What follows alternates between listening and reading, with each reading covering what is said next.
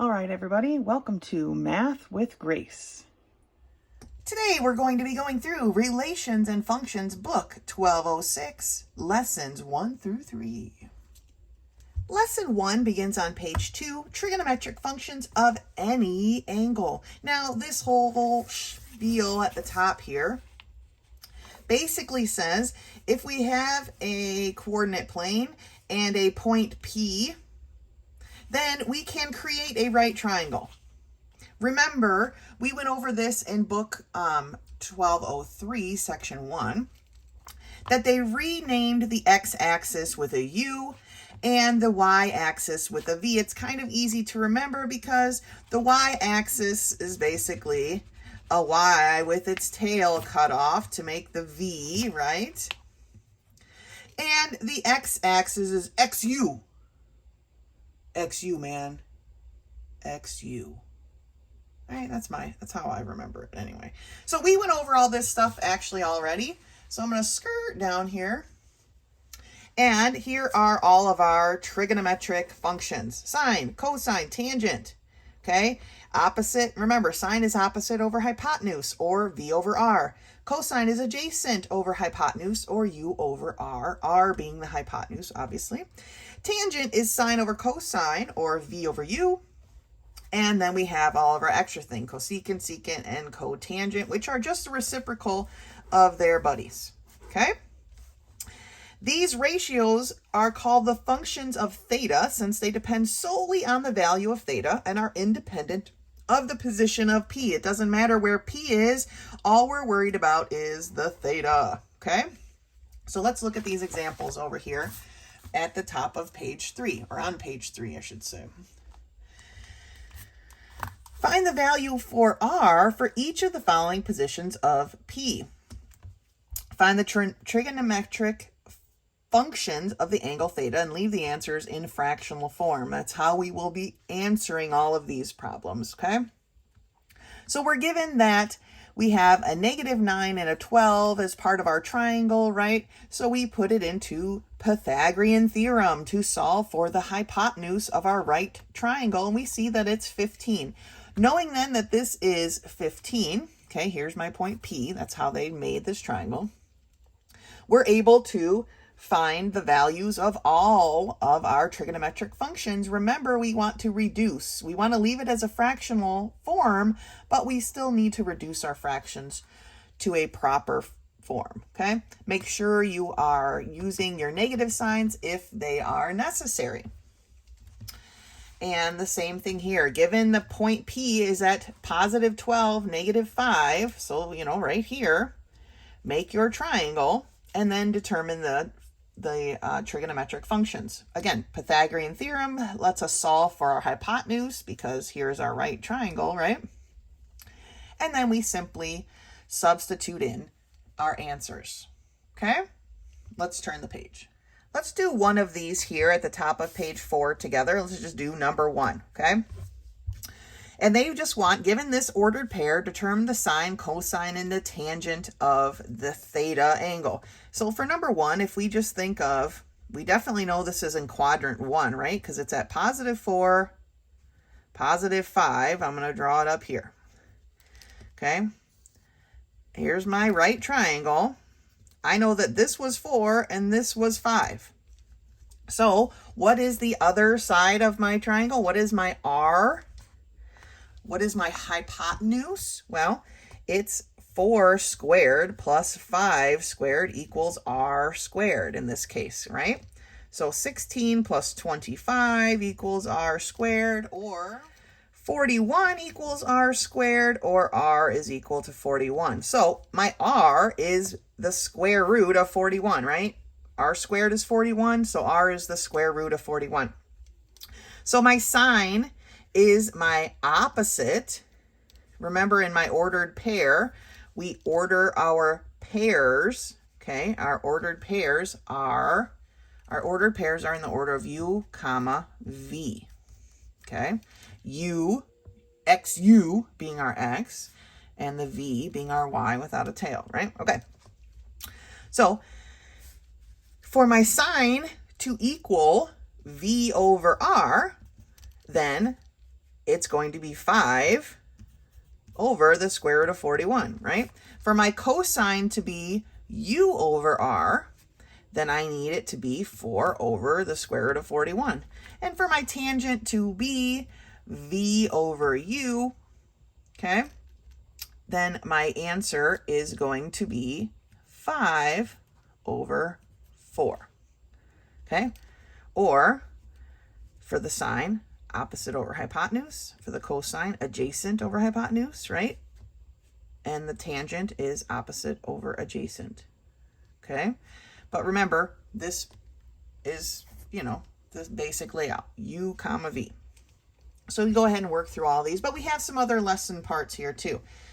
It says the previous exercises made the use of right triangles in determining trigonometric functions. So the properties of the right triangles are listed for your review. Again, this is super duper review, right? Pythagorean theorem right here. The two acute angles equal 90 degrees. The hypotenuse is greater than both of the other sides, right? But it's less than their sum. If you added the two other sides together, the hypotenuse better be shorter than that. And it says the greater angle is opposite the greater side, and the greater side is opposite the greater angle. All of this is kind of stuff we learned in geometry, okay? And now it says that the remaining part of this section will be applied problems. So everybody's favorite story problems, right? Every problem should be approached and solved in a planned and systematic manner. Nice. Planned and systematic. That is my favorite manner. And it says follow these suggestions. Make a drawing. We did that for this problem right here, right? Drawings are very helpful. Help us see what we're dealing with. List what is to be found.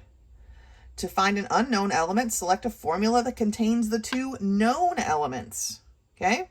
And of course, everyone's least favorite, check your solutions. Check your solutions. It's always, you know, it's a good suggestion. Top of page 5, definition. If an object is higher, so here's the object and here's the observer. Here's the object, like a star in the sky, okay? If an object is higher than the observer's eye, the angle of elevation of the object is the angle between the horizontal, and the line of the straight sight. Okay, so here's the line of sight, here's the horizontal line, that is the angle of elevation, okay? Here's another one, definition. If an object is lower, what would be lower? Like a worm on the ground? If an object is lower than the observer's eye, the angle of depression of the object is the angle between the horizontal line of sight and the line of sight to the object, the worm on the ground, okay? Remember, of course, again from geometry, that the slope or grade of a line is the rise or fall divided by the run. Remember, rise over run is the slope of our line. So here's their example, and it's a pretty good one to keep in mind. If a road rises 5 feet in a run of 100 feet, then the slope or grade of the road is 5%. So if they give you a problem that says the grade of the road is equal to 7%, then you know it forms a triangle like this. Okay, or 10%, this is a 10, or 12, whatever. If they give you a problem like this, know that this is how it throws down. Okay, let's look at this example here at the bottom of page 5. On level ground, at point 8, the angle of elevation, so we're going up, right? Elevated means we're going up. Depression means we're going down, okay? The angle of elevation from the top of the tower measures 57 degrees 20 minutes. The distance from A to the base of the tower is 100 feet. How high is the tower? Well, first, as in our suggestions, they have a drawing.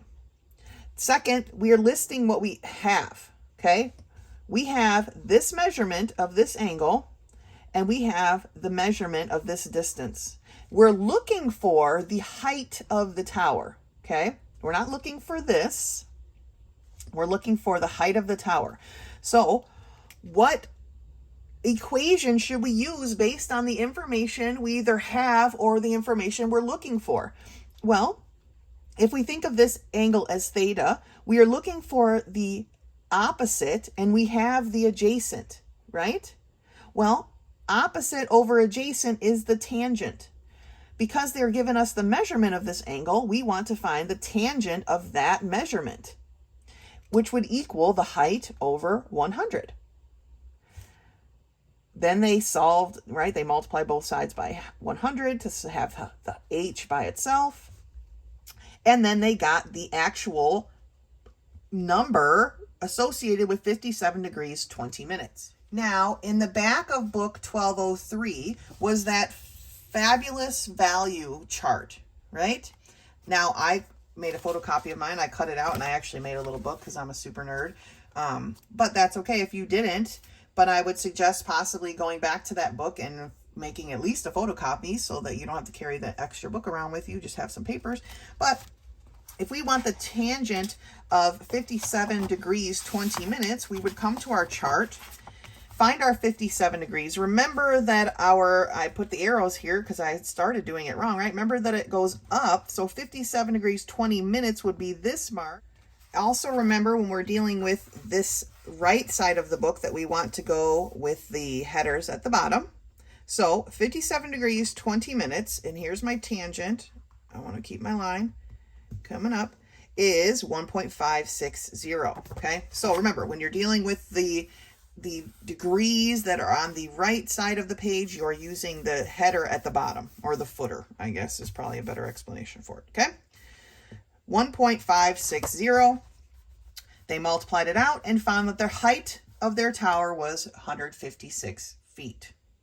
Okay, let's turn the page. So the example at the top of page 6 reads, if one angle of a right triangle measures 34 degrees and the side opposite this angle has a length of 12 inches, solve the triangle. Well, they want us basically to find all the different parts, okay? We know that this is going to be our right angle. So we also know that A and B together equal 90 degrees. So we can find that B is equal to 56 degrees, okay? And then we can solve for all the different parts of these. We can solve for the tangent of B, okay? The tangent of B being this little b over 12. So they found their tangent of 56 degrees, multiplied both sides by 12, and found out that little b is 17.8 inches. Okay, well, for A, we have A, right? Here's our angle A. Here's our little a. I really wish they would have used different numbers for this. But they want to use the sine to find C, right? This is the last part that we need to solve for. So the sine of 34 degrees is going to be equal to 12 over C. All right. Multiplying both sides by the reciprocal, because that's the best way to get rid of a fraction, right? We end up with C is equal to the sine of 34 degrees. Remember, use your chart, 0.5592, divided into 12. So they found out that C is 21.5 inches. Okay. So now we found all of our measured angles and all of our sides that weren't included. All right. Just off of what the information that they gave us, which wasn't a lot, honestly. So let's look at a couple of these problems. Solve each right triangle. In each case, C, big C, angle C, is 90 degrees. So I'm going to draw the basic triangle. I'm going to set it up just like they did up there. Angle A, angle B, angle C, 90 degrees, okay? And then we have parts. I really wish they had chosen different numbers. Little a, little b, little c, okay? Well, if they want you to solve the right triangle in each case, if A is 2 and B is 3, what are the other parts of this triangle? So I'm going to write my parts in. A is 2, B is 3. Let's solve for the little c, right? So 2 squared plus 3 squared is going to equal c squared, or 4 plus 9 is equal to c squared. 4 plus 9 is 13. So c is equal to the square root of 13. Okay. Now, since this is an ABC, this is probably not going to be enough space to do this 3 different times. You might need a piece of scratch paper. But I know now that c is equal to the square root of 13, okay? I only now need to solve for angle A and angle B. Piece of cake, right? Well, maybe not.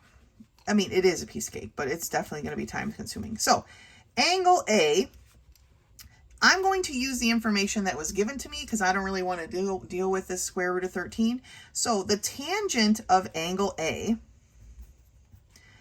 is going to equal 2 over 3. Right? If we divide that on our calculator, we get 0.666. It's just a repeating 6, 6, 6, 6, 6, 6, on and on and on. So now I'm looking for a tangent in my chart here. Remember, at 0 degrees has a tangent of 0. I'm looking for the halfway point, so I'm just immediately going to like flip forward here. Tangent. And I need it to get as close to 666666666 as possible.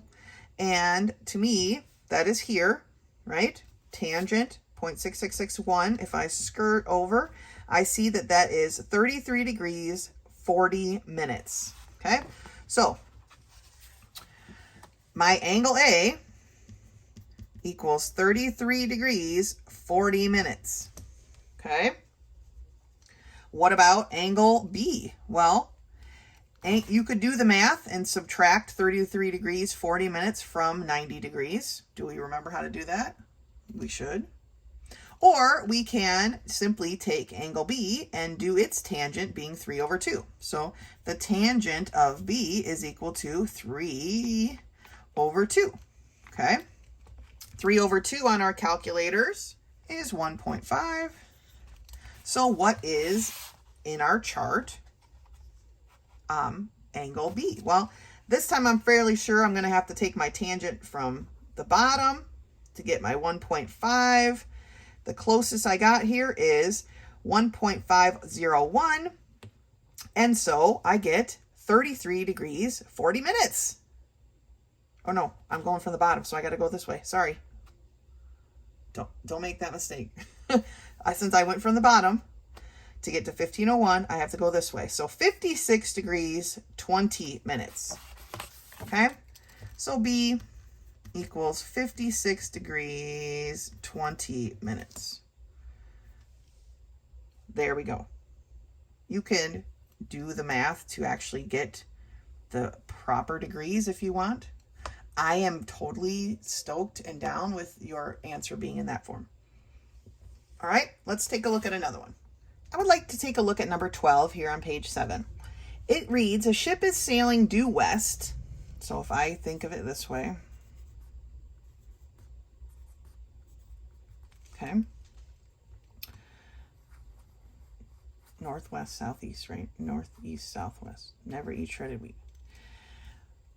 This is probably opposite, yeah? Like the normal scale. I'm thinking of my own position in the world. I guess east is this way, west is this way. Never eat shredded wheat. Okay. If we think of a compass, our ship is sailing west, right? It's going this way, at a rate of 26 miles per hour. At the same time, a sailor is walking across the deck from north to south at a rate of 4 miles per hour. So, the ship is moving. Oh, here, this might be a better example. The ship is moving this way as the guy is just like walking down, right? So it asks us, the first question is, what direction, okay, relative to the water is the sailor traveling? Well, because the sailor, right, the boat is moving, is walking like this as the boat is moving, that direction is this. This is the direction that he would be walking, okay? That is what we want to solve for. So the way to do that is the tangent of this angle, right, is going to be 4 over 26, and that will give me what I need to solve for the angle. This is the angle we're looking for, theta. We want to solve for this angle measurement. That will give us the direction that he's going. So the tangent of D will equal the opposite, which is 4, over adjacent, which is 26, okay? This being our right angle here. We put that into our calculator, and we get that the tangent of D is equal to 0.15384, blah, blah, blah, blah, blah. Pull out my handy dandy nerd book, okay? I'm going to start here going down the tangent line, and I get to 1.538, 1.538. So let's see, we're going to have to make an estimate, right? Because we've got, or not 0.1524 and 0.1554. I feel like, it's going to be closer to this 0.54, 0.1554. That's going to be my estimate. So 8 degrees, 50 minutes. Okay? 8 degrees, 50 minutes is what I've got here as my direction. And that is literally the direction. Okay? Now the answer for the book rounds it to 9 degrees, but we're going to be precise. Okay? Now the next thing it wants to know is how fast is he traveling? Well, to do that, we need to solve for D. Okay? And we know that 4 squared plus 26 squared is going to equal D squared. 4 squared is 16. 26 squared is 676, which is D squared. 676 plus 16 is 692 equals D squared. Does that have a perfect square? Let's see. Let's see what D is equal to. We're going to take the square root of both sides. So I had to fish out a calculator since I'm using my phone to record this and my watch is not that advanced. So I want to take the square root of 692 equals 26.3. Since we are dealing with miles per hour, both in how fast the ship is moving and how fast my man is walking, we will use that as our unit of measure. 26.3 miles per hour. Okay? So we not only solved for theta, which is part A, we also solved for the actual hypotenuse using just the Pythagorean theorem, something you've done probably for years and years. Piece of cake. That's number 12. That is lesson 1. Great job. Lesson 2 begins on page 10, applied problems. So again, story problems, okay? But this is in more of a physics sense. So it says, in the study of physics and other applied courses, these concepts are used. Scalar quantity, scalar resultant, horizontal component, vertical component, magnitude, and direction. The trigonometric functions also play an important part in the solution of these problems. Scalar quantities are physical quantities that can be expressed by specifying a certain number of units. It goes into the volume of a tank expressed in cubic feet, the high and low temperatures expressed in degrees, the speed of a moving object either by miles per hour, feet per second, kilometers per minute, who knows, whatever the units are. It says numbers that represent scalar quantities are referred to as scalars. That's shocking to me. Shocking. Force is pushing, pulling, compressing, distorting, or changing the state or motion of a body. Now, I don't remember reading about force up here in our huge list, but that's all right. We'll give them a slide. Any force has magnitude, which is a scalar quantity, and direction. A force or vector, IM vector, is represented by a line segment with an arrow point at one end to show its direction. Very much like a ray, right? If you remember from geometry, a vector force is a ray. In the following illustration, F sub 1 and F sub 2 are designated by ray AB and ray AC, or vector. I guess I should use the terms thus used, vector AB and vector AC, respectively, and represent two forces acting on point A. Vector AB and vector AC are called vectors. Not redundant at all. All right. The resultant, sorry, this book is making me laugh today. I apologize.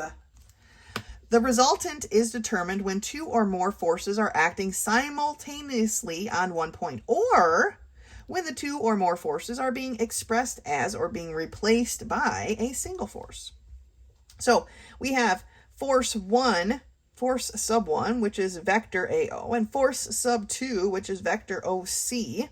They're acting simultaneously on a body at point 0, or point O, and vector OB is called the resultant. Now, if you look at this rectangle that they've made, you'll see that the resultant is the diagonal of that parallelogram, of that rectangle, which is the definition, which probably should have come before the drawing, but that's okay. But it is the definition at the top of page 11. If two forces acting at one point are represented by two vectors, their resultant force is represented by the diagonal of the parallelogram created. Okay, it's right here. This resultant force is referred to as the parallelogram of forces. So, some of this in my book got cut off. I'm not sure if your book is the same way. So it makes it a little bit hard to read, but let's do our best. Vector OA and vector AB are components of vector OB, the resultant. Okay, so OA and AB and OA, AB are components of OB, right? They make this triangle, right? It says here, I added an O. If the components are chosen so that they are at right angles to each other, they are referred to as, I feel like this is supposed to say regular components, but I'm not 100% certain, and it is never repeated anywhere else in this book. But you know what? That's what we're going to call it. So if the question comes up in a quiz, you put that down, you got it right. Vector OA here is the horizontal component. Vector AB is the vertical component. That's easy enough to remember, okay? Let's look at some examples here. Two forces, one of 60 pounds and the other of 80 pounds, act at a point on the body at a right angle to each other. So this is a right angle, okay? And it asks, what single force would have the same effect on the body? Single force being the resultant, okay? And so to find the resultant, they've completed the parallelogram here. But really, we're just solving for, this is a right triangle because every corner of a parallelogram, right? Well, not every corner of a parallelogram, but because this one has a right angle, we know that all of these are right angles.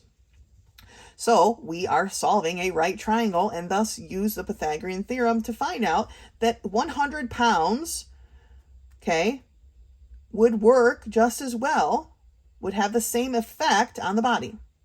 And it says here that the resultant will always be a positive number. Always.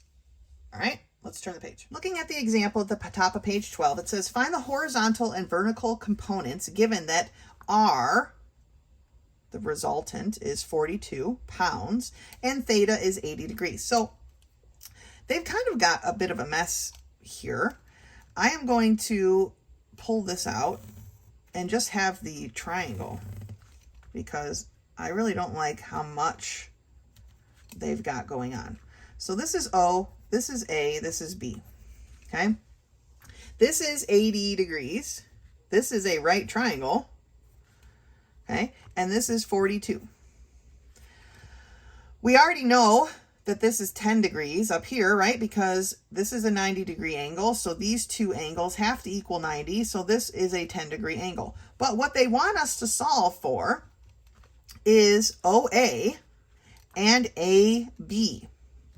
So we need to do that using the information that we know, okay? Well, to solve for the horizontal, right here, component, it is going to be the adjacent, right? Because that's what we're looking for trigonometrically. The adjacent over the hypotenuse, which is the cosine. So the cosine of 80 degrees, and again, I'm going to write this a little bit different. Cosine of 80 degrees is going to be the adjacent, which we don't know, so I'm just going to call it x, over 42. To solve for x, we need to multiply both sides by 42, right? Times the cosine of 80 degrees. Well, then we need to figure out what that cosine of 80 degrees is. So again, we go to our book here, and we find our 80 degrees, which is going to be on the right-hand side. So we want to make sure we use the footer, right? Here's 80 degrees. The cosine is down here. So I'm going to come up, and I see that it's 0.1736. 0.1736. I have to repeat it or I will forget. I know it's written right there. I'm just trying to show you how to work through this problem. Then we solve, okay, and they got 7.2912, which they rounded to 7.3 pounds, okay? Because we're dealing with pounds. It was our unit of measure given.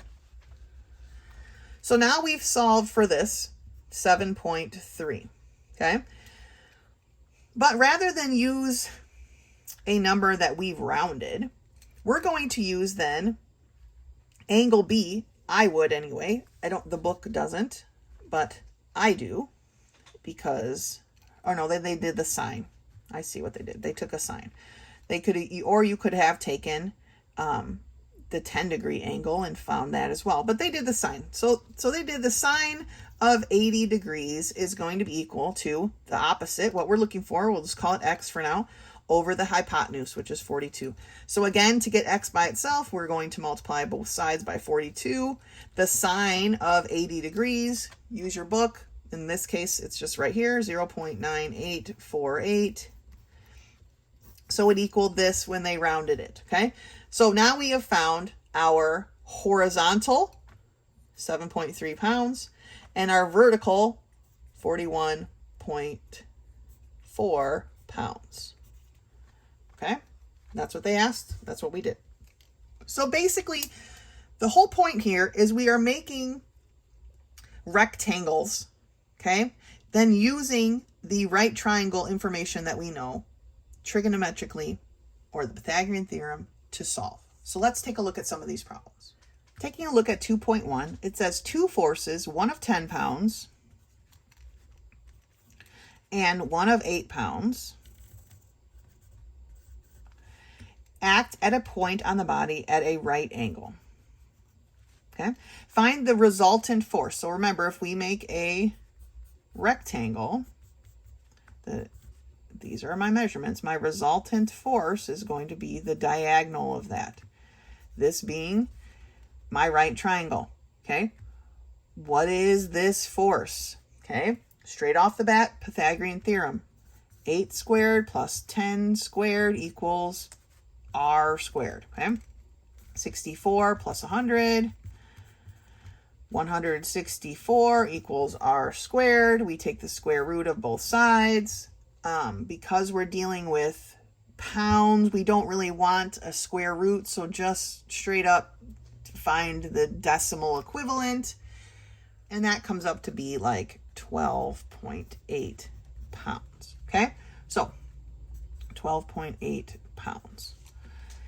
Remember, our unit of measure is what they give us here, pounds, what we're dealing with.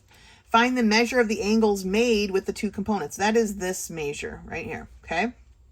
So to find the measure of this, we would need to find the tangent, because we have the hypotenuse now, but since we rounded and stuff, I don't like to use that. So we have the opposite over adjacent. So the tangent of this angle is equal to 8 over 10. Divide, we get 0.800, right? Let's take a look at our chart. And we want a tangent of 0.8. Well, I'm starting at 0, so I'm pretty sure I'm going to need to look at my tangent coming from the bottom. But let's just make sure we want 0.8. And so, oh no, from the top. Okay, so from the top, 0.8002. Since I read it from the top, I'm going to come over here and I get 38 degrees, 40 minutes. 38 degrees, 40 minutes, right? Like I said, I know we've been able to figure out the math to find the exact degree, but we don't need to go that far. This is sufficient, okay? All right, 2.1, let's do one more. So let's look at 2.5. When a boy pulls his sled with a rope, so if you think of a person with a very small head holding a rope to pull a sled, okay, it would look like this, right? So when a boy pulls his sled with a rope, the rope makes an angle of 35 degrees with the horizontal, it says, which would be this. So this is 35 degrees. If the pull of 16 pounds on the rope is needed to move the sled, okay, what is the horizontal component force? This part here, right? If you just complete your right triangle, then you're all set. We've got everything we need, right? We have the hypotenuse, and we want to get this, which is technically the adjacent, right? So what form do we need to use that has the adjacent and the hypotenuse? Well, that's the cosine, right? So the cosine of 35 degrees is going to equal the adjacent, which we don't know, over the hypotenuse. Okay? Multiplying both sides by 16, we see that x is equal to 16 times the cosine of 35 degrees. Grabbing our little book or your photocopies, if we find 35 degrees, which looks like it's on the page 41 of the book here, I'm probably off screen, here we go. 35 degrees, the cosine is 0.5736, okay? 35 degrees. Oh, I want to read from the top. Shame on me. The cosine is not 0 point anything. It is, well, it is 0 point something. It is, I get these wrong a lot. So we need to make sure we check our work. 8192. Okay. If we are coming from the left side of the chart, we need to read across the top part. Cosine is way over on the side over here. And we come down and it is 0.8192. All right. My mistake, but we fixed it. We checked it and we got it. So now we multiply and we get that x is equal to 13.1072, or we are seeming to be rounding to the nearest tenth usually. So 13.1 is the horizontal component force. We are measuring things in pounds, so that happens to be, I don't know why I wrote it that way. Goodness gracious, what kind of day is today? Pounds, okay? 13.1 pounds. So make sure you're drawing a drawing. It will totally help you, or at least it really helps me. Hopefully it helped you to see how we came about getting this triangle put together, okay? As we work through these. Now we're going to turn the page and they've got a second part to this lesson too. So looking at the problem at the top of page 15, it says a block of wood weighing 6 pounds rests on an inclined plane that makes an angle of 20 degrees. So here's my 20 degrees. How much of the friction force is needed to prevent the block from sliding down the plane? Well, it says the block weighs 6 pounds and is represented by dg. Okay, that's what that 6 pounds represents, which is perpendicular to AC. So I drew my little perpendicular. The angle GFD, so GFD is 90 degrees. So we could even put one right here, right? And FD, which is this here, is perpendicular to AB, which is this line here, creating a 90-degree angle there, okay? And it says we want to resolve blah, blah, blah.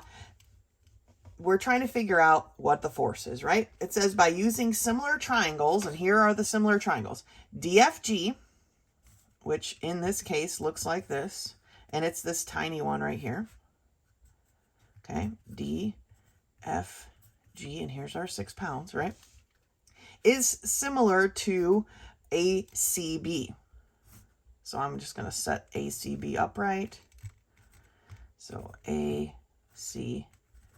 Okay, so if angle A is 20 degrees and angle D is 20 degrees, and that gives us enough information to use the sine of angle D to figure out this GF, because we have the altitude, or we have the hypotenuse, right? So they take the sine of 20 degrees equals FG, or the opposite over the hypotenuse. Using their chart, they figure out the sine, and then they do the math. They find out that it's 2 pounds. So 2 pounds of friction would prevent the block from sliding down. Okay, so let's take a look at a couple of these problems. Number 9. A block of wood weighing 18 pounds rests on an inclined plane that makes an angle of 60 degrees with the horizontal. How much of the friction force is needed to prevent the block from sliding on the plane? Okay, I'm not going to bother redrawing the whole thing. There is the example drawing. I'm just going to redraw like what I assume are the little triangles that we would need, right? So here's this triangle, which represents the little triangle we had here, right? And here's my 18 pounds of force. Then the inclined plane, right? They're going to be equal. So if this is 60 degrees, not equal, but they're going to be similar, then this is 60 degrees, right? So not a very good representation, but how much force do we need? We're solving for this. So the sine of 60 degrees is going to equal x over 18. Okay, this is what we're doing. We're going to multiply both sides by 18. So now we have 18 times the sine of 60 degrees equals x. Now we need to look up what's the sine of 60 degrees. Since 60 degrees is on the left or on the right side of my pages here, I'm going to come up from the bottom with my sine. So that is right here. And my sine then of 60 degrees is 0.8660. So I have 18 times 0.8660 equals x, and then we solve with our calculator. And we get our answer of 15.588 equals x. I don't really see that it tells us to round, but I'm going to round to the nearest tenth. So how much friction force is needed? 15.6 pounds of friction force. Okay? That's it for lesson 2. Let's move on to lesson 3. Lesson 3 begins on page 18, and it's titled Law of Cosines. It says, in many practical situations, oblique triangles rather than right triangles will be used for the solution of the problem. You might be saying to yourself, oh my gosh, what is an oblique triangle? Well, an oblique triangle is one that does not contain a right angle. Just regular triangles, right? It says the law of cosines is basically, which I think is a funny way of saying this, but it's basically used when two sides and the included angle are given. So the law of cosines, the square, and this is, I'm going to slide up here as I read the definition, because here are all of the little formulas that we're going to use, okay?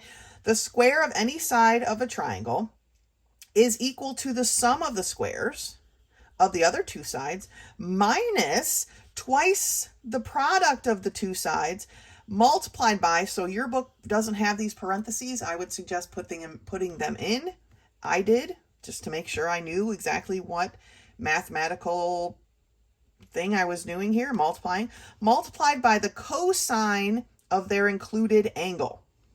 So remember, the included angle is the angle that they are both touching at the same time, okay?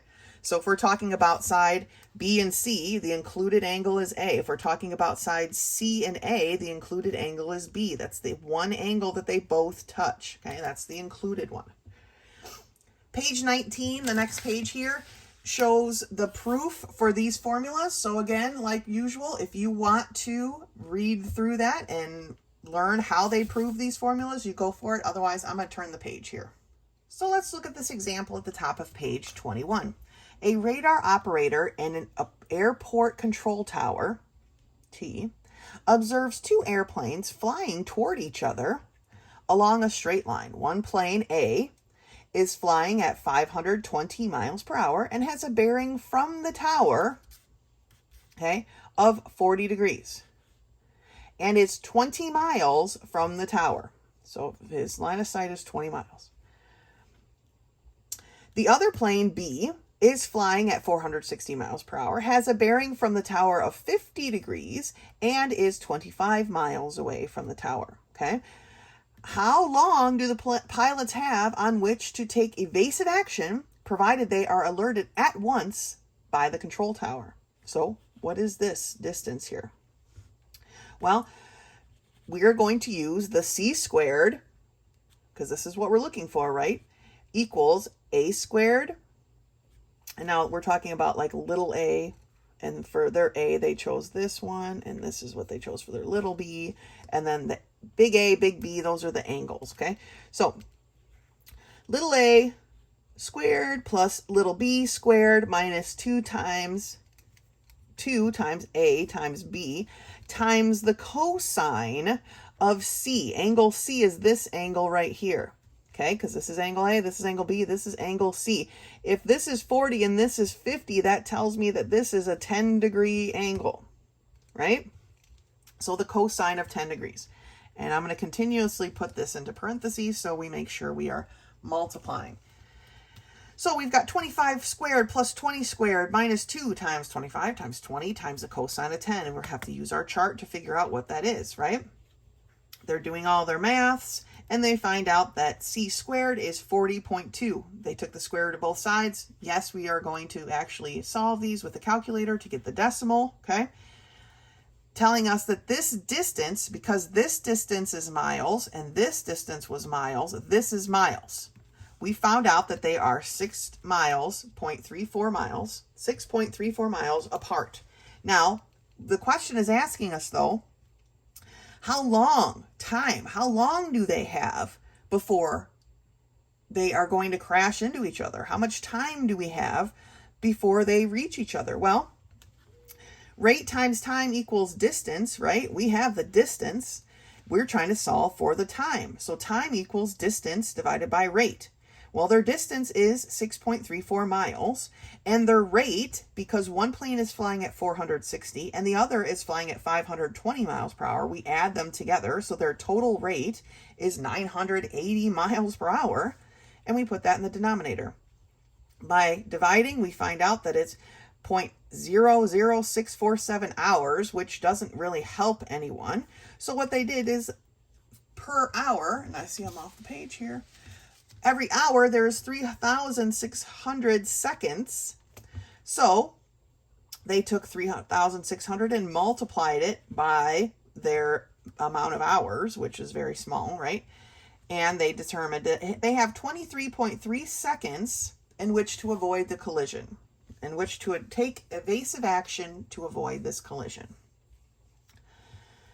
So they chose to go to seconds just because their hours was so infinitesimal, okay? They chose seconds to solve for. All right, so that is the full answer to the question. Let's turn the page. So problem 3.1, we are given the instructions. Use the law of cosines to solve each of the following triangles. Find the lengths of the sides to the nearest tenth and measure angles to the nearest degree. Make a sketch illustrating each problem. So for 3.1, I'm just going to use this note paper that they left for us here, as it's pretty much perfect. 3.1, we have a triangle, and I'm just going to draw it like such because it really doesn't matter. So here is my A, and it equals 8. Here's my B, and it equals 6, okay? And angle C is 60 degrees. So you might be wondering, well, where is angle C? Well, angle A, or side A is here, and it's going to be opposite angle A. Side B is this one, and it's going to be opposite angle B. Therefore, this is side C, right? Because that's all we have left. Therefore, angle C is up here. That's how you label your triangles, okay? They don't really go into that in the lesson, but I want to make sure you understand that. So we know that this is 60 degrees here. So first, let's solve for C. To do that, we know that C squared is going to equal A squared plus B squared minus 2 times A times B times the cosine of angle C, right? Because that's the included angle, which is 60 degrees. Okay, there is our equation. So let's just substitute in what we know. A is 8, so A squared is 64. B is 6, so B squared is 36. Minus 2 times A times B. 8 times 6 is 48. And let's look at the cosine here of 60 degrees. Got my chart. Again, the 60 degrees is on the right-hand side, so I'm going to come up from the bottom. Here is my cosine column. And so the cosine of 60 degrees is 0.5. So we have 0.5. All right, so 64 plus 36 is 100 minus all of this. Let's do that on our calculator. It comes out to be 48. I guess we didn't need to do a calculator because 2 times 0.5 is 1, right? So it's just 48. And 100 minus 48 is 52. Okay, so we've solved now. I guess I put a box around that a little too early. C squared is equal to 52. So what is C equal to? That's what we're looking for. And the square root of 52 is 7.2, and it's 111. I'm just going to chop those off. I think it says to measure the sides to the nearest tenth, so that's close enough. So our side C is 7.2 units, whatever, I don't know what units they're using, whatever that might be. Now they want us to find angle A and angle B. So what is the easiest way to do that?